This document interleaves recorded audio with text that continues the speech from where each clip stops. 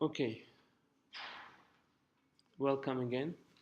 Today we will start uh, the new week, the geometry of nature, but in fact we are still on the route to chaos, okay? But they somehow merge, you will see in a moment. So today I will start with this like super awesome paper by Lorenz. And basically we are following again the book by Strogatz, which follows the paper by Lorenz. Okay, you will see that it even quotes at some point the paper. So we begin our study of chaos with this set of equations. You can see that what we did so far was, so we looked at 1D flows. Do you remember them? What they had? They had fixed points. What was the we had decays and growth. So no cycles, no oscillations, right? Whether it's linear or nonlinear, 1D flows have this much to give you, right?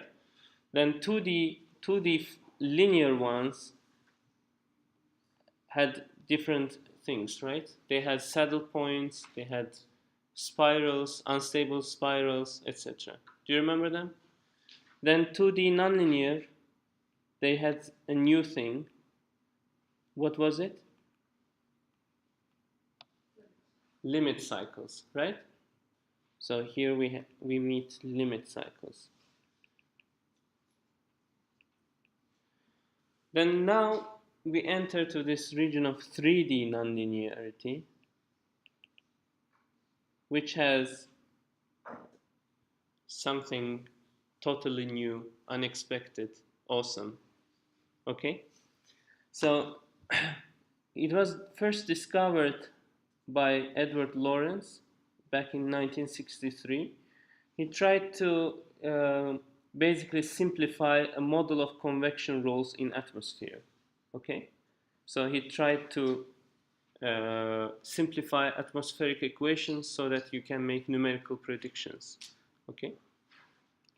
Then we will show that he came up with these equations. Okay? You can see that we have two nonlinearities there, this one and this one. And it also actually exactly describes a motion of a certain water wheel. So we will get some kind of physical intuition by first explaining that water wheel, but they all have the same equation. Remember, for example, we said that basically heat and diffusion are the same thing because they have the same equation. It's that kind of thing where two totally different systems correspond to each other. Okay? So Lorenz discovered that this simple-looking deterministic system could have extremely erratic dynamics over a wide range of parameters. The solutions oscillate irregularly, never exactly repeating, but always remaining in a bounded region of phase space. Okay? When plotted the trajectories into 3 dimensions, he discovered that they settled onto a complicated set now called a strange attractor. Okay? Unlike stable fixed points and limit cycles, the strange attractor is not a point or a curve or even a surface. It's a fractal with a fractional dimension between 2 and 3. So here when we also coincide with the geometry of nature. So nature doesn't always have triangles, squares, spheres, etc., right? It has this branchy stuff that we will keep calling fractals. And this is the first one of them that we will investigate. Okay? Lorenz's paper is deep, how do you pronounce this word? Prescient? What does it mean? Me too.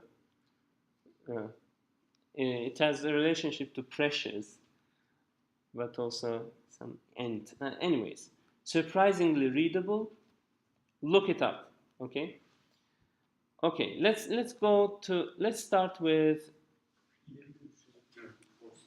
what? Okay. Visionary, right? Yes. Visionary with a precious twist, something like that. So, first of all, let's find this analogy. Let's mention this analogy that was found by Lou Howard at MIT in the 1970s. So the paper came out as 60s, but you can't always imagine what will happen in the atmosphere. So this particular water wheel actually is one-to-one correspondence of the system, okay? And basically think of a water wheel that has these, okay, let's read. Water is poured in steadily from the top. If the flow rate is too slow, then the top cups never fill up enough to overcome friction. So you have friction here. So it doesn't it isn't a frictionless thing, and you have to overcome this friction for the rotation to start. And there are this they have things at the bottom that pours down the liquid. I'm surprisingly short of vocabulary today, but sorry about that. So I will just read. For faster inflow, the top cup gets heavy enough to start the wheel turning. Eventually, the wheel settles into a steady rotation in one direction or the other. By symmetry, rotation in either direction is equally possible. Okay? The outcome depends on the initial condition. But when you increase the flow further, we can destabilize the steady rotation. Then the motion becomes chaotic. The wheel rotates one way for a few turns, then some of the cups get too full and the wheel doesn't have enough inertia to carry them over the top. So the wheel slows down and may even reverse in the direction. Do you understand the system? Yes, everyone? Then it spins the other way for a while. The wheel keeps changing direction erratically. Spectators have been known to place bets, small ones of course, on which way it will be turning after a minute. This was a typical game in the early days of chaos. So you don't understand the system, okay? Yes? Why would if the flow rate is too slow, why would it not move? There is some... No, there is some friction. Okay. Instead of waiting for 1 minute, let's say wait for 10 minutes and it will start to move. No? Yes, but it will eventually stop, right? Because if the cup is at the bottom, I think. I don't know. I think the force implemented on the rotational axis is too small to overcome friction because it's directly related to the flow rate, not the amount of liquid that's inside. Okay. But at one time we are pouring only one cup. So whether you're pouring slow or fast, it will start. So it's in the equilibrium point. It says there's a perfect symmetry. Unless you disturb that equilibrium with a high amount of force, no matter how much you pull, it will stay in. Well, we didn't mention that we have static friction. That's the problem. That's. I mean, there is kinetic friction and there is static friction, and in fact, since this is not the main focus of this, I didn't go through. Actually, the book goes through all the details of the calculation and how the system, this system, would correspond to that system. And if you are interested, you can read it from the book. So we will start following Lorenz's footsteps here. Okay, we will basically follow the paper that is so readable. So he took analysis as far as possible using standard techniques. Okay, but at a certain stage he found himself confronted with what seemed like a paradox. One by one, he had eliminated all the non-possibilities for the long-term behavior of the system. Listen to this carefully. He showed that in a certain range of parameters, there could be no stable fixed point, no stable limit cycle. Yet he also proved that all trajectories remain confined to a bounded region and are eventually attracted to a set of zero volume. So remember Poincare-Bendixson theorem for 2D? We mentioned that if you are trapped in a region, then you approach a limit cycle, right? Then there is a limit cycle. But here, he shows that the system is trapped in a region, but he also shows that there can be no limit cycles, no fixed points. What is happening there, okay? Something very, very strange. So, Lorenz ruled out the more traditional possibilities, as Sherlock Holmes said in The Sign of 4, when you have eliminated the impossible, whatever remains, however improbable, must be the truth. Okay, so we will see it in a moment. So basically, if you are interested, this one is Prandtl number from fluid dynamics. You know it very well. You don't know Prandtl number? I hate fluids. Okay. Those guys are pure. Okay. Then there is this R Rayleigh number, and B has no name. In the convection problem, it is related to the height of the fluid layer. Okay.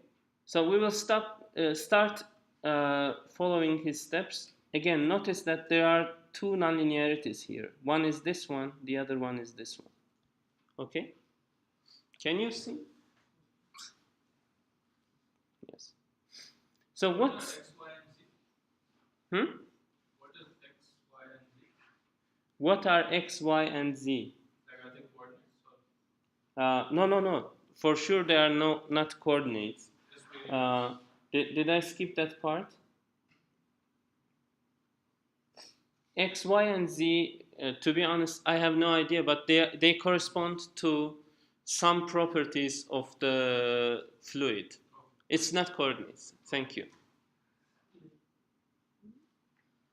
Any other? Think of them as x1 dot equals some function of x1, x2, and x3. Okay. Basically, what we are going to do today is, rather than understanding it physically, rather than getting a physical intuition, we will get some mathematical intuition, FGH, let's call it. Mathematical intuition about the three-dimensional nonlinear systems. Okay? That's what we are doing, so since it's well beyond my limits of knowledge, so I will... Sorry. Do you have any other questions? Yes? What is meant by a set of zero volume? Okay. You will see it in a moment. That's a very good question.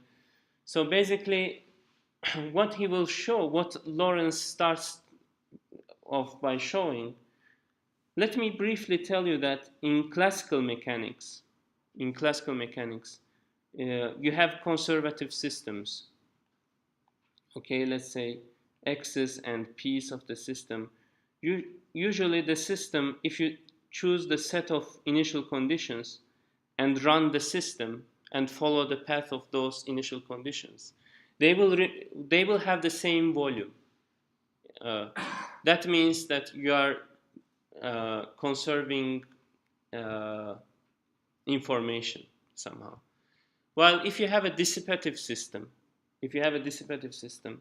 which Lorenz system is, so you have some kind of friction, some kind of irreversibility in the system, then you start with a volume of initial conditions, let's say like this, and he actually shows that this volume gets squeezed down to zero.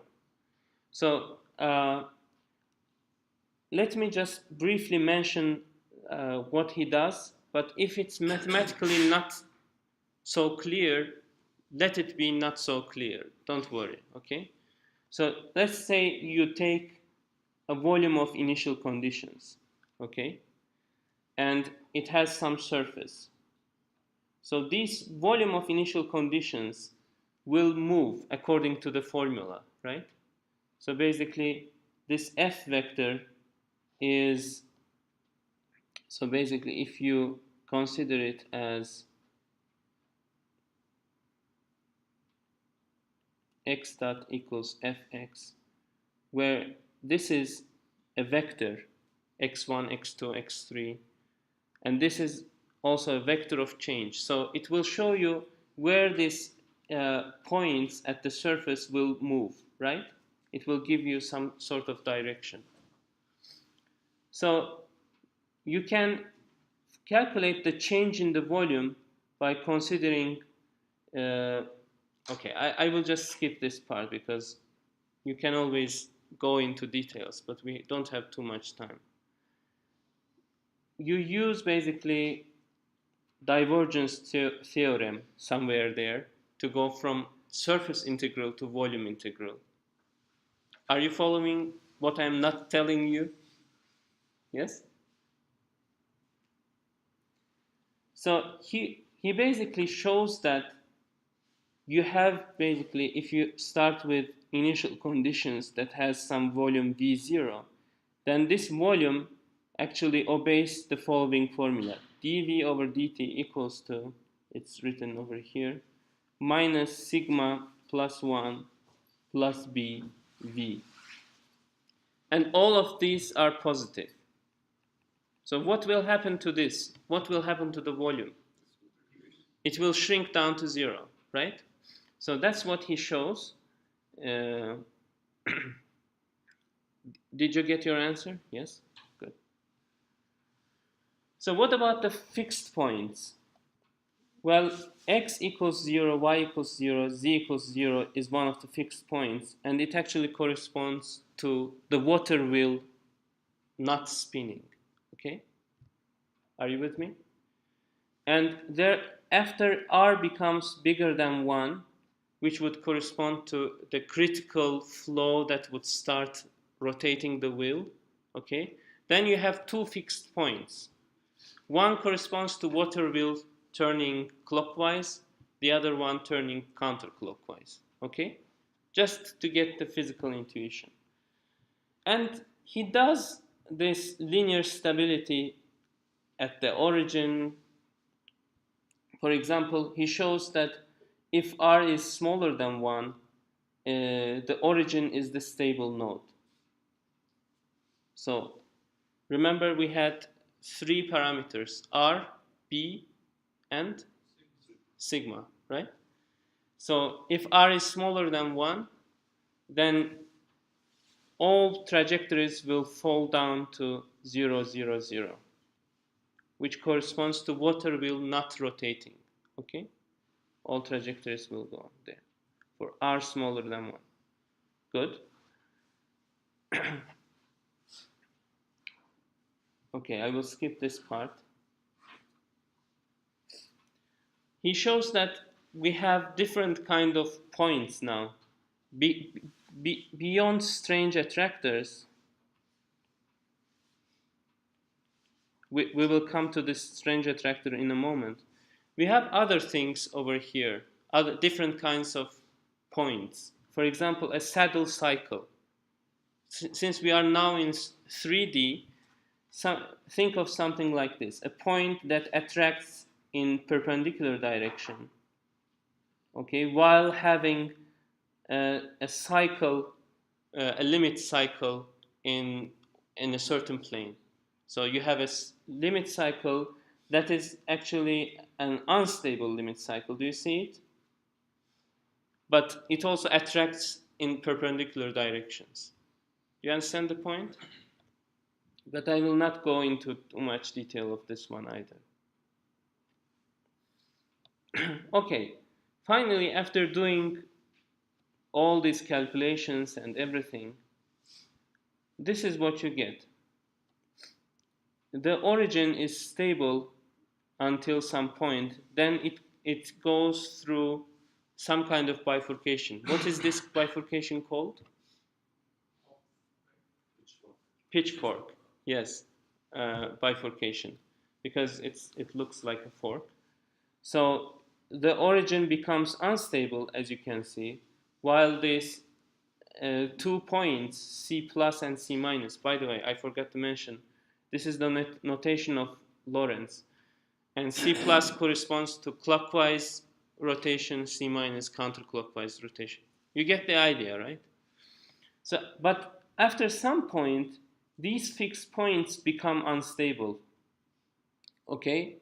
And that's the point where Lorenz gets confused. There is no limit cycle. The points are unstable. The trajectory has to go inside. What's happening there? Okay?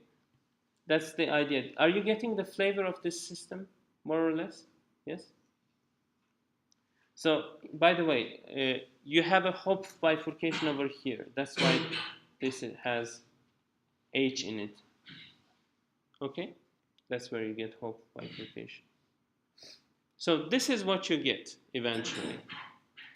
If you are around here, if you are past that Hopf bifurcation, the region which confused Lorenz has this strange attractor. So you start and you get this one. So let's actually code this.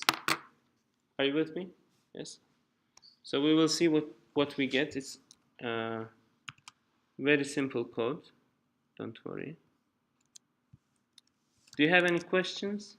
Yes. So if the volume of the initial set is tricky, Yes. so an implication of that is after some time passes, the solution, the current solution has no corresponding starting condition. So in no way can we put an initial condition and get the current solution.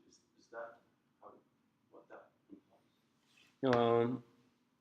I didn't understand the question, but what can be a zero volume object? Can you think of a zero volume object?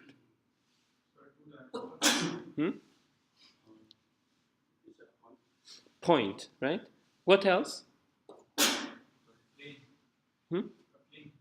A plane also, a line, a plane. All these have zero volume. So it has to be either a point, which it isn't, because you have no fixed points, right? It can't be a line because he ruled out limit cycles, okay? It has to be a surface, but you will see that it's a different kind of animal, not a normal, regular surface that we think of. So coming to your other question that I didn't understand very well, but yes, you start with different initial conditions, but they end up in this strange attractor. Since the system is dissipative, you lose the information, you lose the initial condition information. Just think of any dissipative system with friction. Does it matter whether you start, for example, a ball on a well with friction? It will always go downstairs at the bottom. It will stop at the bottom. And it will lose the information where it came from. Do you understand my point?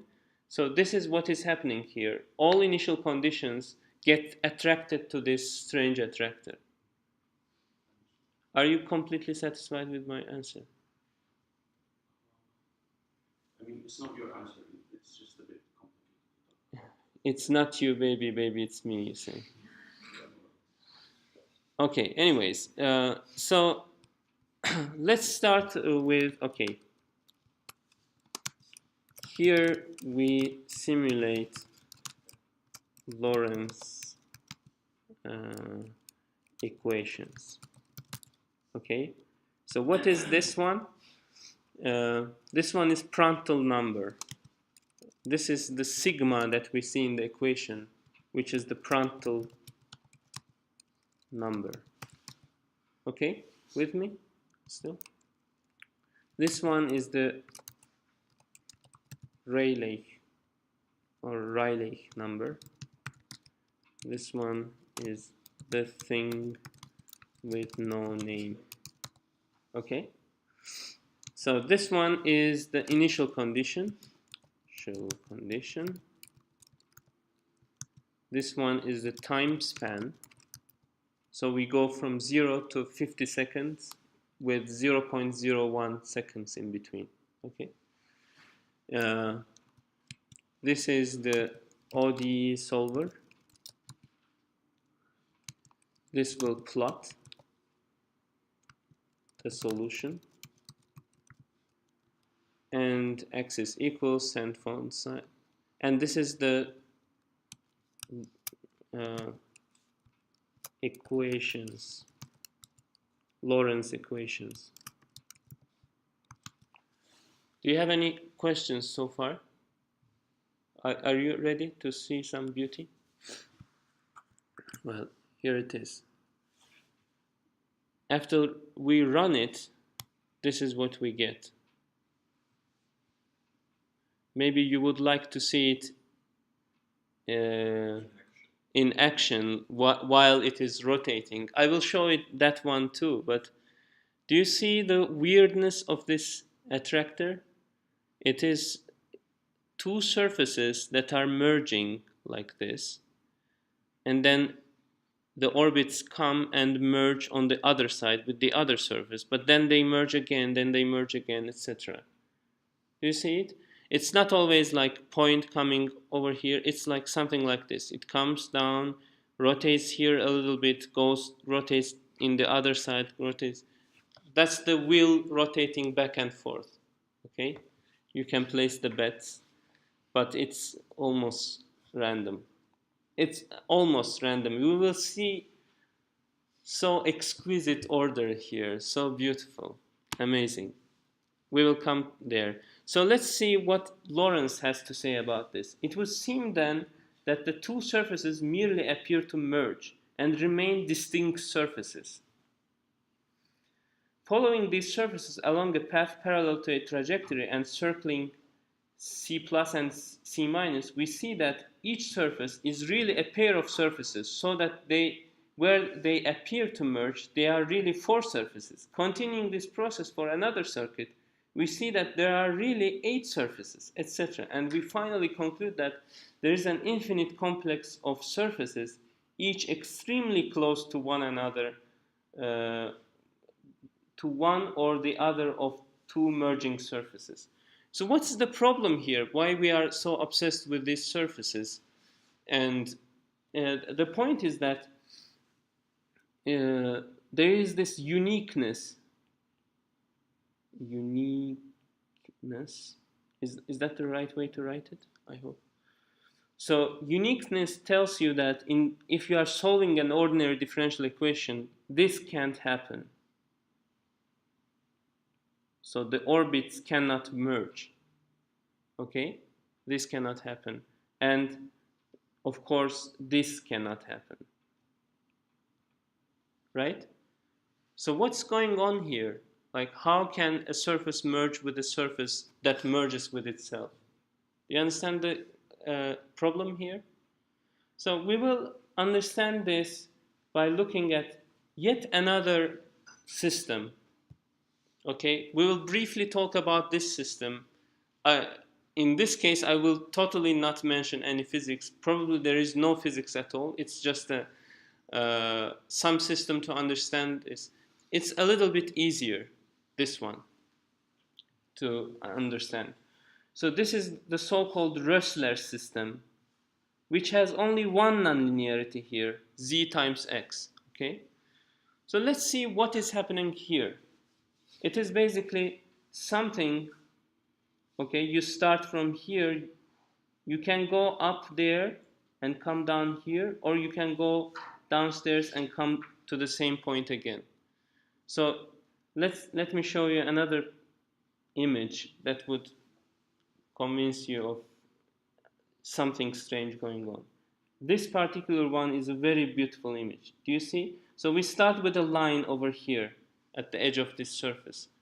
Then I choose this path and this path.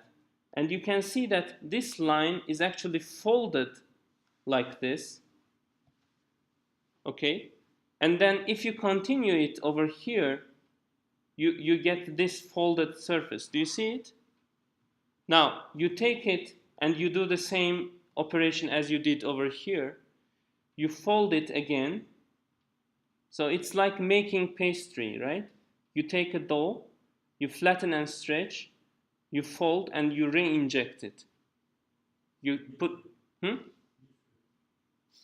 yes, millefeuille or croissant or all the pastry.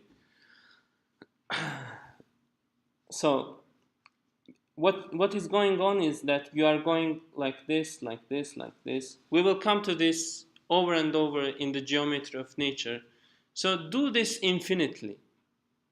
Do this infinite times, and what you will get at the end is what the strange attractor is. It is the infinitely folded thing that now can be mapped to itself. Do you understand the point? Yes or no? It's very hard to grasp, I know, but I hope you get the idea of it. And you can see that this is easier to understand than Lorenz's complicated system. Are you with me? Yes? Okay. One more really important thing. Exponential divergence of nearby trajectories. Basically, Lorenz's system was the last nail on the coffin of determinism. Okay? Basically, we were thinking that if you know everything, you can predict the future. But this system shows you that all initial conditions very close to each other would diverge from each other exponentially. You might ask, if it's diverging exponentially, where it can go, it has to be bounded.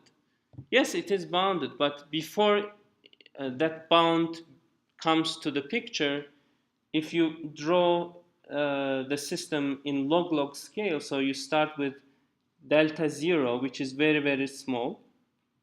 Delta 0 is the distance between two initial conditions. And then you watch the system and you plot delta, actually log of delta, with respect to time, and you will see that it follows a line, okay, in log scale. So it means that delta is in fact delta t can be expressed as delta 0 times e to the lambda t, which in Lorentz case is 0.9. So it's a positive value. And this lambda is called Liapunov exponent. And basically it brings, it's so relevant to the weather prediction, right? So it explains why you cannot predict weather after some point. Let me show you an example.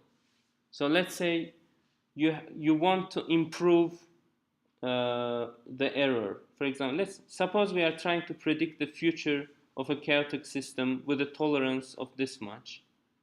Given that our estimate of the initial condition is uncertain to this amount, for how long can we predict the system? Okay, let's say the time horizon, etc. But the main point is, now suppose we buy the finest instrumentation and go from 10 to the minus 7 to 10 to the minus 13. So it's like you were measuring the temperature like 10.1, 2, 3, 4, 5, 6, 8, I mean Kelvins, Celsius, sorry. So now you improve it to even more 6 digits. And million-fold improvement in the initial uncertainty, you can predict only 2.5 times longer. Okay? So it's a lost cause. I mean, you can not be... you get the idea, right? So I shouldn't be pushing it too much. Okay, anyways.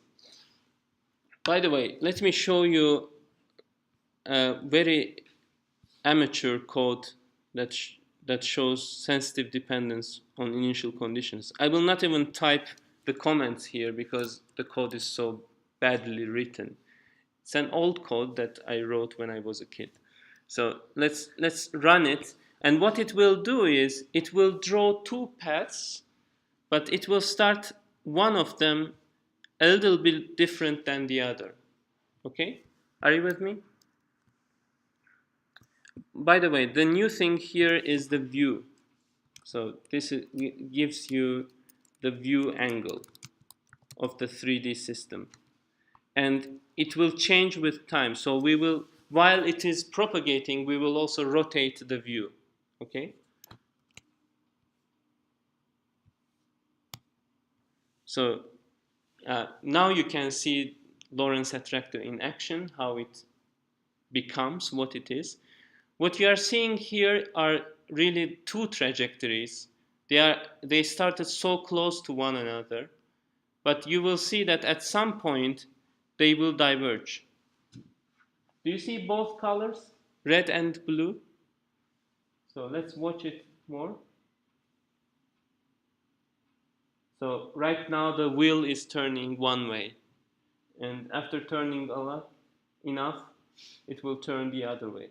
But you can see that the paths started diverging.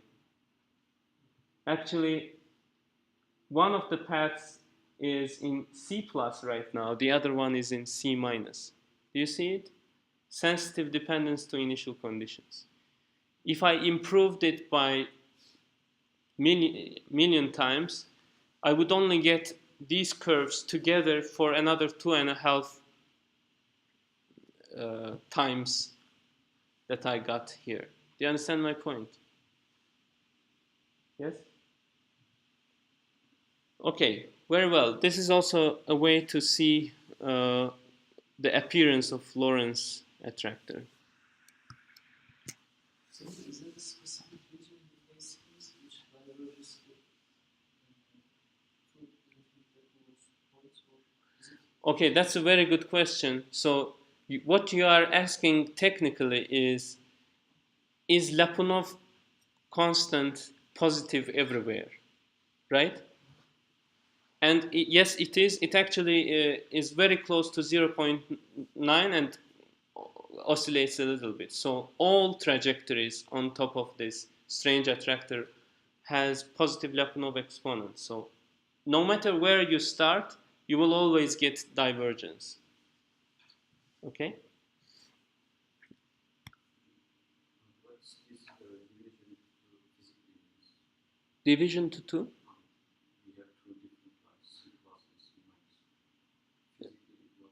C plus and C minus. C+ corresponds to, did you hear the Waterwheel?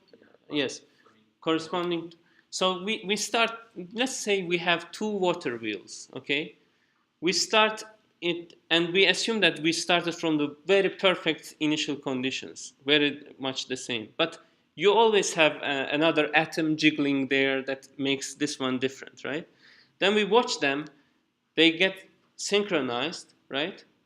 Like this. And then at some point, you see them moving totally out of phase.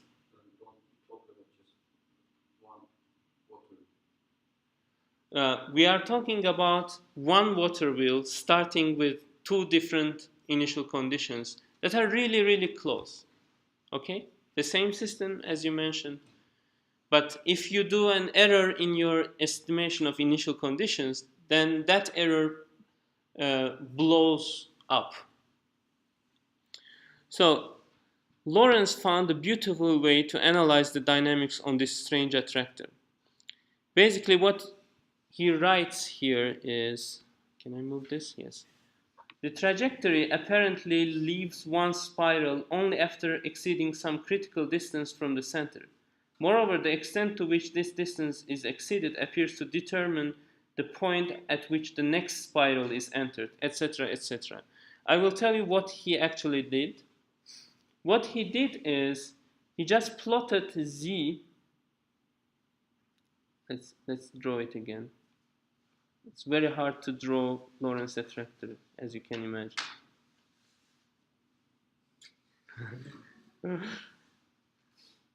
So basically, he says that this one, Z maximum, when it was here, has to do with Z maximum when it is over there.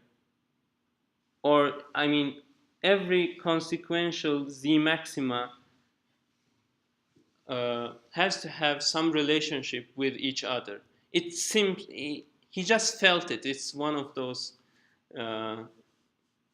moments when people feel things, right? Anyways, so basically what he did is he plotted Zn, the nth maximum in Z, with respect to n plus 1s. Okay? And he realized that it falls on top of a nice curve. Of course, the book says that it's not really a curve, but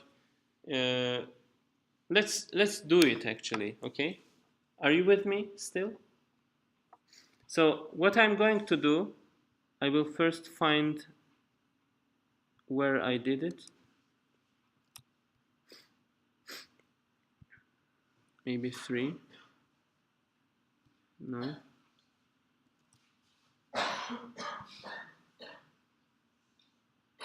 Okay, this one. So I don't need to write comments over here, right? So we will not plot Lorenz attractor. We will just calculate it for a very long time with a very fine precision. Okay? Very long time, very fine precision. Then what we will do is we want to calculate the maximas, right? How do you calculate the maximas? It's a little bit tricky. Can I not explain it? Yes? No? So let me just briefly explain it. So what I'm doing there is I'm getting the values of Z. Let's pop it up. If you are touching an extremum, then the derivative before and after the multiplication of the derivative has to be negative, right? That's the first thing. And if I'm looking for maximas, then the second derivative has to be negative. That's all what this one is doing. Okay? Find extremum. And this one is find maximum at that find whether that extremum is maximum or not. You understand? So if I run this, and it takes some time for it to run, then I will get that beautiful image, but in a much more detail. You will see it in a moment. Yes, there it is. Do you see it? So Zn decides what Zn plus 1 will be, and then that Zn plus 1 is now the new Zn, right? And that will decide what the new Zn plus 1 will be, etc. So here we actually enter the concept of mapping. That's why it is called Lorenz map. So we had ordinary differential equations, and we discover in this chaotic thing a 1D mapping. Okay? Next lecture we will start analyzing these 1D maps, and we will see that already one-dimensional maps have chaos in them. Okay? Do you understand my point? Before we close, let's go back finally to the Rössler attractor one more time. Do you remember that we had to go through Hopf bifurcations, etc., to reach to this chaotic beauty, right? How it happens can we follow it step by step? In fact, it's much easier to follow it in the Rössler attractor, okay? So what we are going to do is we are going to change this parameter C in the Rössler attractor and see what happens. Okay? Okay. So this is my Rössler attractor, and this is where I change the parameter. Can I write a comment here? Changing parameter. Okay, let's see what happens. Are you with me? So we will start with a limit cycle. That's also possible in 3D, right? Then watch it closely. We have one period that goes into two period, okay, as the parameter changes. Then two period goes to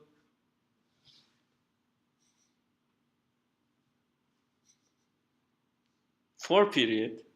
Then watch it closely, it will happen fast. 8, 16, 32, and then you have chaos. This is the route to chaos, bifurcation, period doubling, okay? And then there are these windows that you might miss, but sometimes you have this periodic motion again, like period 3, for example. Let's watch it. Now we are going back. Did you see the period there? For a moment it stopped. So while you are swiping through this parameter, you go from 1 period, 2 period, 4, 8, 16. Then there are these windows which open like with 3, 6, 12. Do you understand my point? And we will understand why this is happening in the next lecture. We will move, as Lorenz did, from this 3D nonlinear system to 1D mapping. And we will see that there is bifurcation in there. And we will find some universality, like all bifurcations actually follow some universal order.